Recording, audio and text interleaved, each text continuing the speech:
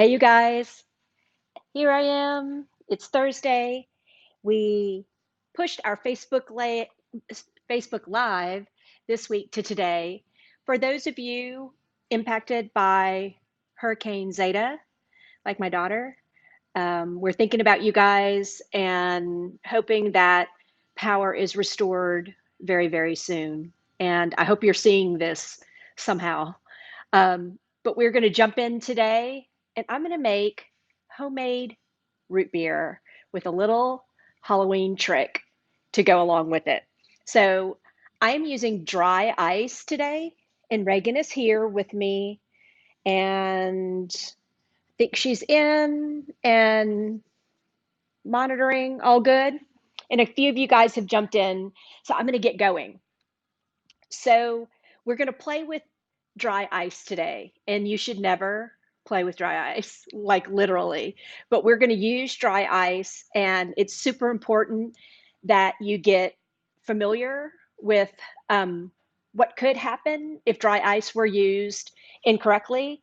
But there are really great things you can do with it when you do use it correctly. So we put a link to some reading material on dry ice, and it's certainly something that's not a children's activity unless parents, grown-ups are monitoring really closely.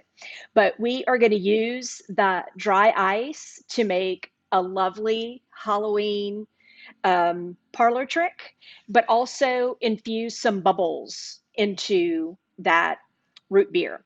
So I am using a decanter here that has a spigot on it, and it's super heavy.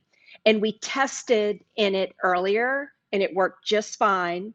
And of course, that means we are now just ready for disaster on this one. It's going to be fine. But you definitely want to think about the vessel that you use. And one of the ones that I saw used a lot when I did research was this guy. So one of these big thermos um, dispensers that aren't the prettiest thing in the world, but definitely would be safe and um, a good choice, especially if you want to make a big batch. The one thing you do want to do with this one is create a little bin essentially for the dry ice. And you would do that with a round cake pan. Just set that down in there, and then you're off to the races. We're going to make a smaller batch and use this decanter. And the thinking is you're going to make a small batch and you're going to serve it pretty much all at once. So maybe have a group of people and treat them all to a frosty mug of root beer or make root beer floats. So it's not something that would sit out for hours because it's going to lose its bubbliness. So I've got in this decanter 1 gallon of water, and I'm going in with 2¼ cups. I'm using simple syrup. You can use granulated sugar. So I'm going in with simple syrup. If you use granulated sugar, you need to stir, stir, stir until it dissolves. So there goes my sweetener, and I've got root beer extract. So come on, we sell a ton of this. And I'm always curious about what folks are doing with it. And we hear a lot that folks are using this in chocolate cake. Makes total sense. Love the idea of that. But lots of folks come in who love root beer and they want to make root beer. So I'm going in with a tablespoon of extract, and then a teaspoon, I'm adding in a second extract. I'm using vanilla extract. So root beer already has those vanilla notes. And so this is a great way to up that flavor profile. All right. And then I'm going in with vanilla. You guys, we're about to make root beer. This is going to be a fast Facebook Live today because this is how fast this happens. So packing supply houses, who do shipping and packing and logistics, they often have dry ice. So we have one in Baton Rouge on Coursey Boulevard, Baton Rouge Packing and Shipping, and they have dry ice. They packed up 10 pounds for me in a styrofoam container, and I was off. Okay, let me give this a stir. Remember, if you are doing this with granulated sugar, that's a good sound. I like that. If you're doing this with granulated sugar, you need to stir, stir, stir until that dissolves. Okay, so I've got that all mixed up. Sugar, extract, and right, Connie? We used to make root beer all the time when I was a kid. Did you, Reagan? We did it all the time. And it was not bubbly, it was flat. There was no, we didn't know what carbonation was. Um, so, yeah, I just love that I found this. Okay, here I go. You should be wearing gloves when you do this. So don't do as I do, do as I say. So I'm going to go in with, I'm going to go slowly, but you're going in with about 2 pounds of dry ice.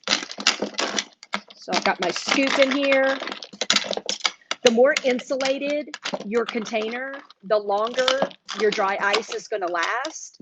So that is true for that insulated beverage container. How fun is that? Come on. So that insulated beverage container, Reagan, stop it. Do you love it? She's here to take photos. And so as soon as we sign off, she's going to take photos. Come on. So all this bubbling has to stop before you can drink it. So you need to allow the dry ice to dissolve because you can't consume it in its whole form. So in this container, it dissolves pretty quickly. Oh, let me go back to me. There I am. In this container, it dissolves pretty quickly. We were 12, 15 minutes, and pretty much all the dry ice was gone. The more insulated your container, the longer it's going to take for the dry ice to dissolve.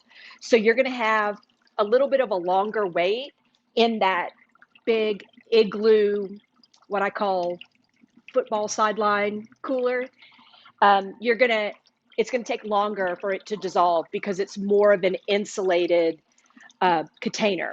So that needs to dissolve, but right now, and right after it dissolves, it has got some effervescence to it, a little bit of bubbliness to it. So you could do what we did is we captured it in this bottle with a bale top. So you could bottle your root beer knowing that you've got pressure building and you need to make sure you have a bale top bottle. But we bottled it and now we are ready to pop the top and drink it. So you would do some stirring. You're going to be able to see the dry ice, the solids of the dry ice, and you just want to make sure they all completely dissolve. Y'all, this is so spooky and so fun. I'm so glad we did this. Okay, let's look at that. So another, right? Another vessel you could consider would be those black witches cauldrons that they sell this time of year. You need to make sure you're getting one that's pretty heavy duty. Flip it over and make sure it says it's safe, it's food safe, and it should be labeled. So that would be really fun to have a cauldron of this going. You could certainly do it in your cast iron pot, but I love how it looks in the clear container and it's just bubbling away. All right, guess what I'm going to do? I'm going to make a root beer float. All right, here we go. Got my ice cream. So you could have All of this ready to go in your mugs or glasses. We preloaded this hours ago. We had it set in the freezer. You can have these ready to go. Let's see if we get a little bit. It definitely splashed at me. So a little bit of a burst. You can see there's little bubbles there. Super fun. These bottles are available at craft stores. You can also buy a bottle. They sell a lemonade in these bottles. Clean it, reuse it. Super fun. And I think there are craft beers out there in the world in these bottles. Definitely reuse them. It's the best way to recycle glass. On goes my root beer on my float. My Thursday just got way better. Come on now. So we've got ice cream, root beer, and look at those little bubbles popping the surface. So much fun. And I'm going to take a taste. You guys, this was so much fun. We have just put this up on the website, and Reagan will be adding in all these cool photos. But how fun is this? Homemade root beer, dry ice. You've got a Halloween trick and a yummy, bubbly beverage. Oh, yum. Do you like root beer floats? Right? Oh, so much fun. Okay, you guys, this was fun. We will see you back next week on Wednesday at our usual day and time. Mm, so good. We'll see you next week. Please be safe. We're thinking about all of you guys in the New Orleans and Mississippi area who are affected by Zeta. And we'll see you next week. Have a great Halloween. Bye, guys. It's crazy. So fun.